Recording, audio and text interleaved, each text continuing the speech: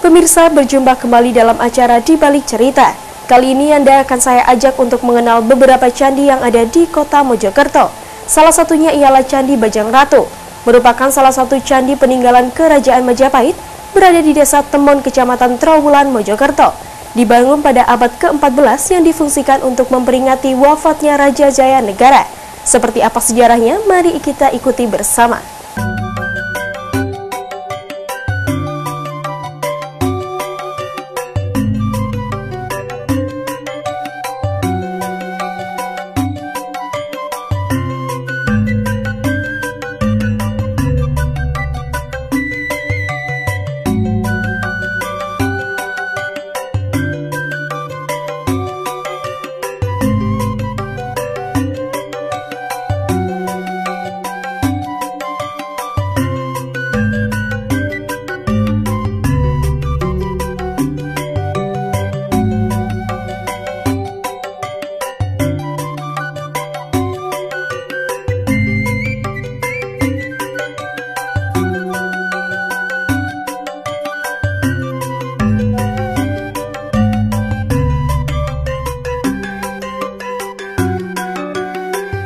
Berdasarkan namanya, Bajang Ratu diambil dari bahasa Jawa, yaitu asal kata bajang dan ratu.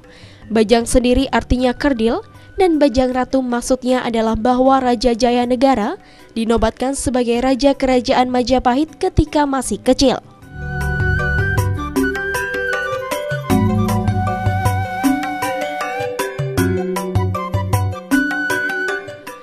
Candi Bajang Ratu atau sering disebut Gapura Bajang Ratu merupakan sebuah candi peninggalan Kerajaan Majapahit yang dibangun pada abad ke-14. Disebut dengan Gapura Bajang Ratu dikarenakan candi ini memiliki bentuk berupa gapura besar. Gapura ini difungsikan sebagai pintu belakang kerajaan sekaligus sebagai bangunan suci untuk memperingati wafatnya Raja Jaya Negara. Hingga saat ini menjadi sebuah budaya bagi para peziarah untuk melewati candi atau gapura ini ketika melayat ke orang meninggal.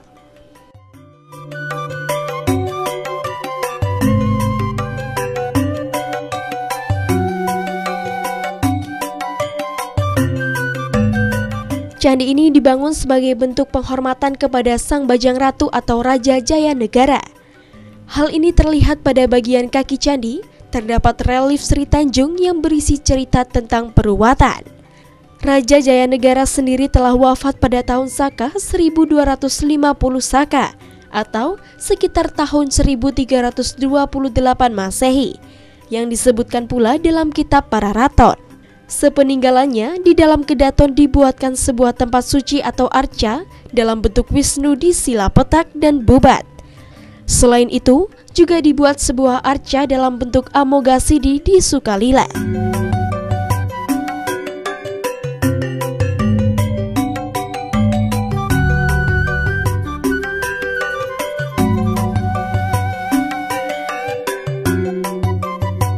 Candi Bajang Ratu menempati area yang cukup luas.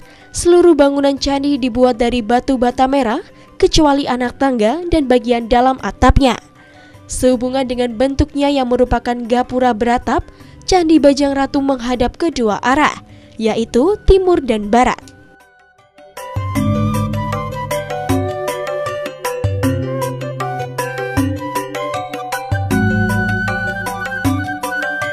Ketinggian candi sampai pada puncak atap adalah 16,1 meter dan panjangnya 6,74 meter. Gapura Bajang Ratu mempunyai sayap di sisi kanan dan kiri. Pada masing-masing sisi yang mengapit anak tangga terdapat hiasan singa dan binatang bertelinga panjang. Pada dinding kaki candi mengapit tangga terdapat relief Sri Tanjung. Sedangkan di kiri dan kanan dinding bagian depan mengapit pintu terdapat relief Ramayana.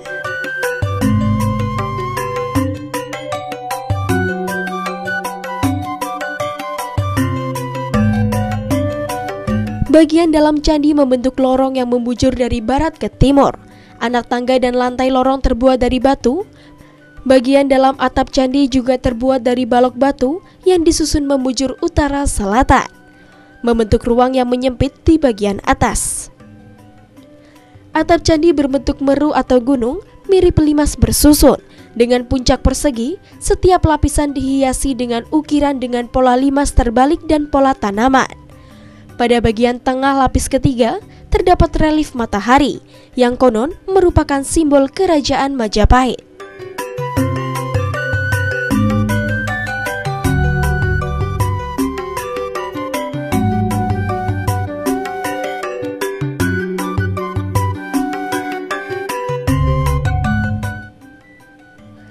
Walaupun candi ini menghadap timur barat, namun bentuk dan hiasan di sisi utara dan selatan dibuat mirip dengan kedua sisi lainnya. Di sisi utara dan selatan dibuat relung yang menyerupai bentuk pintu. Di bagian atas tubuh candi terdapat ukiran kepala Garuda dan matahari diapit naga.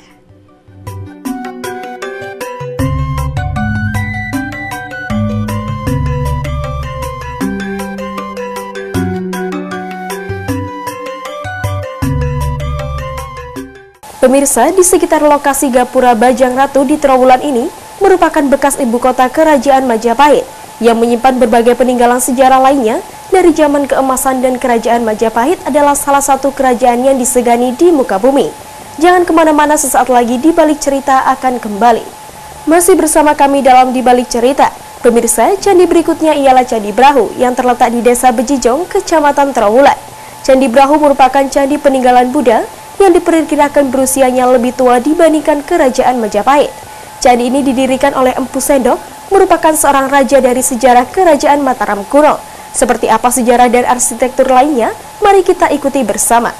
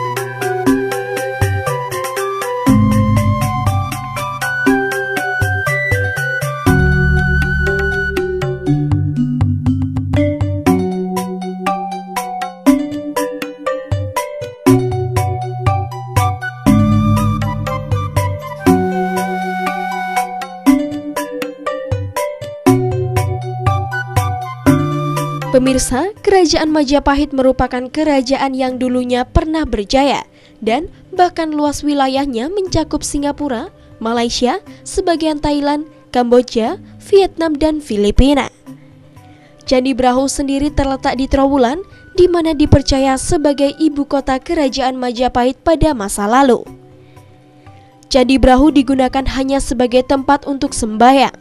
Candi Brahu sudah ada ketika Majapahit dipimpin oleh Hayam Wuruk, dan bahkan candi ini sudah ada ketika masa pemerintahan Raja Brawijaya.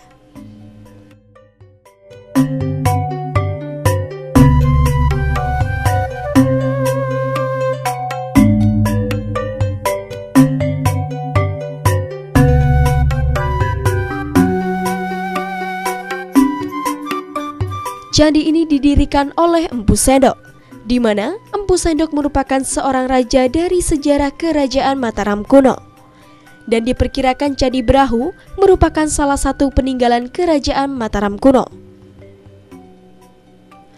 Ditemukan sebuah prasasti 45 meter di sebelah barat dari Candi Brahu, di mana dalam prasasti Tembaga Alasantan disebutkan kata Warahu atau Wanaro, yang merupakan bangunan suci yang digunakan dalam acara keagamaan.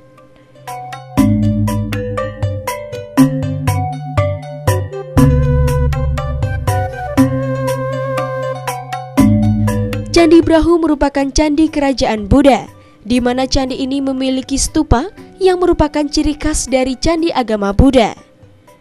Dari segi bentuknya juga, Candi Brahu cukup berbeda dengan candi-candi yang berada di Trowulan lainnya, di mana hampir semua candi di Trowulan dibangun ketika masa pemerintahan Kerajaan Majapahit.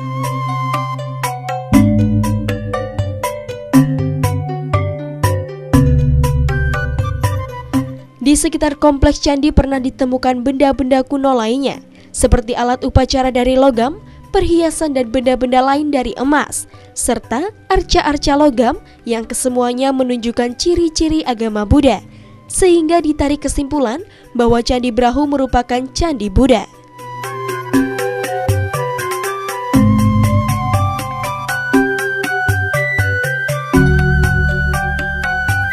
Walaupun tak satupun arca Buddha yang didapati di sana, namun gaya bangunan serta sisa profil alas stupa yang terdapat di sisi tenggara atap candi menguatkan dugaan bahwa Candi Brahu memang merupakan candi Buddha. Diperkirakan candi ini didirikan pada abad 15 Masehi.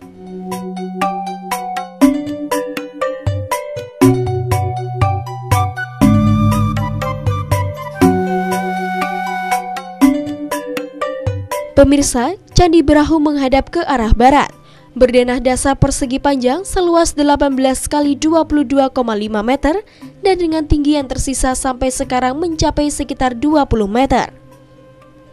Sebagaimana umumnya bangunan purbakala lain yang ditemukan di Trowulan, Candi Brahu juga terbuat dari bata merah. Akan tetapi, berbeda dengan candi yang lain, bentuk tubuh Candi Brahu tidak tegas persegi melainkan bersudut banyak, tumpul dan berlekuk.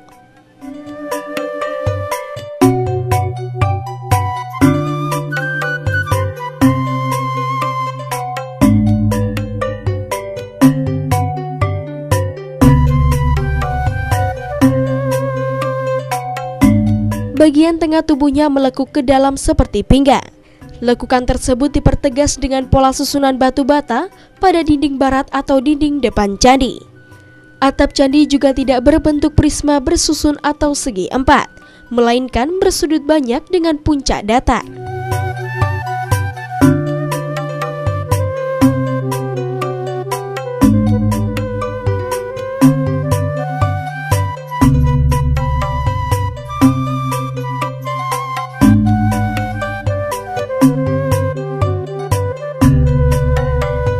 Pada sisi barat, terdapat lubang semacam pintu pada ketinggian sekitar 2 meter dari selasar kedua.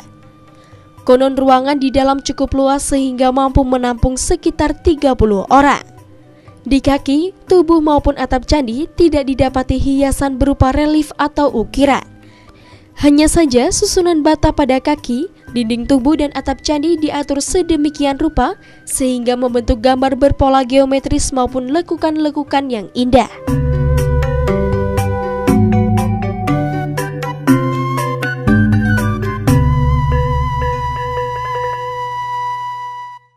Pemirsa, Candi Brahu mulai dibugar tahun 1990 dan selesai pada tahun 1995. Termasuk dalam peninggalan Buddha yang diyakini lebih tua dari Kerajaan Majapahit.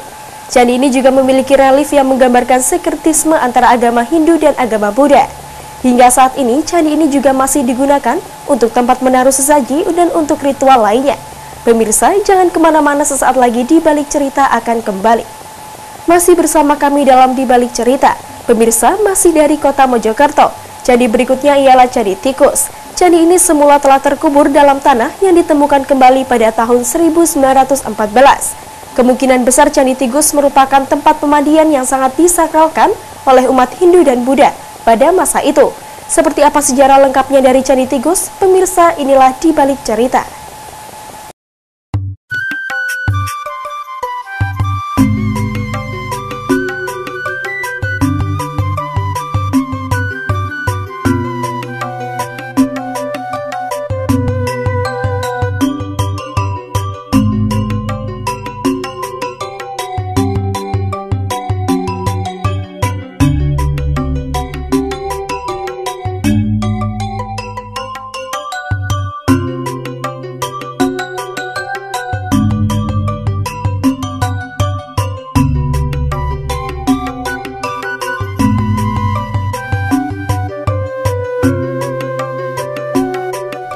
Pemirsa, penggalian situs dilakukan berdasarkan laporan Bupati Mojokerto, RAA Kromojoyo Adinegoro, tentang ditemukannya miniatur candi di sebuah perkuburan rakyat.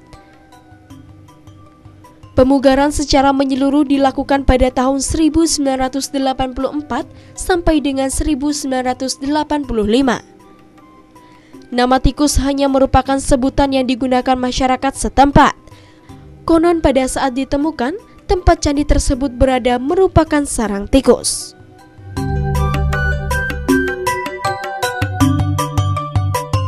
Dengan adanya miniatur menara yang ditemukan pada candi ini, diperkirakan candi tikus dibangun antara abad 13 sampai 14 Masehi. Karena miniatur menara merupakan ciri arsitektur pada masa itu.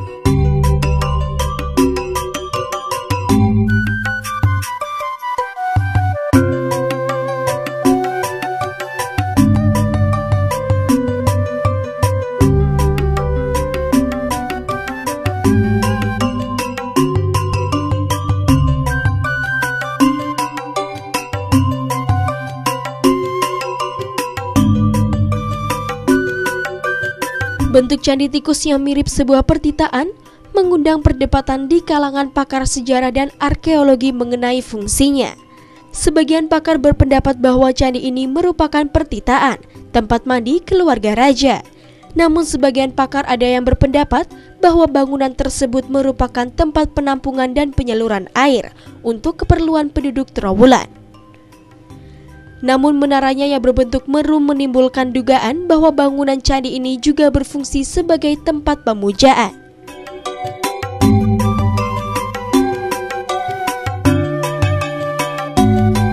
Bangunan candi tikus menyerupai sebuah penirtaan atau pemandian, yaitu sebuah kolam dengan beberapa bangunan di dalamnya.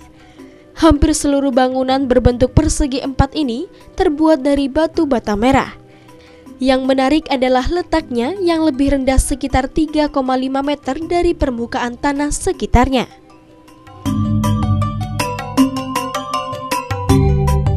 Di permukaan paling atas terdapat selasar selebar sekitar 75 cm yang mengelilingi bangunan. Di sisi dalam turun sekitar 1 meter terdapat selasar yang lebih lebar mengelilingi tepi kolam. Pintu masuk ke candi terdapat di sisi utara berupa tangga selebar 3,5 meter menuju ke dasar kolam.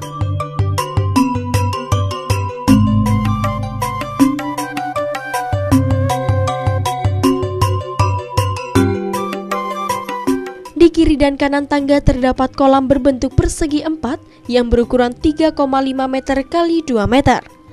Pada dinding luar masing-masing kolam berjajar 3 buah pancuran berbentuk patma atau teratai yang terbuat dari batu andesit.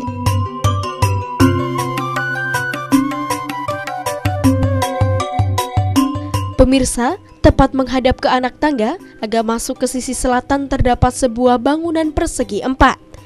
Di atas bangunan ini terdapat sebuah menara setinggi sekitar 2 meter dengan atap berbentuk meru dengan puncak datar.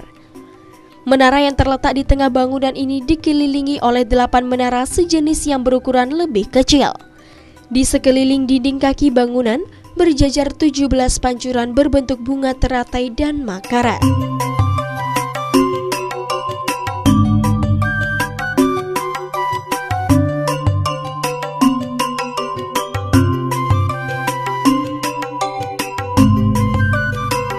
Hal lain yang menarik ialah adanya 2 jenis batu bata dengan ukuran yang berbeda yang digunakan dalam pembangunan candi ini.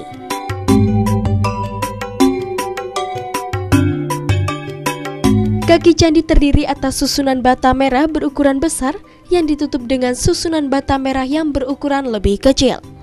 Selain kaki bangunan, pancuran air yang terdapat di candi ini pun ada 2 jenis, yang terbuat dari bata dan yang terbuat dari batu andesit.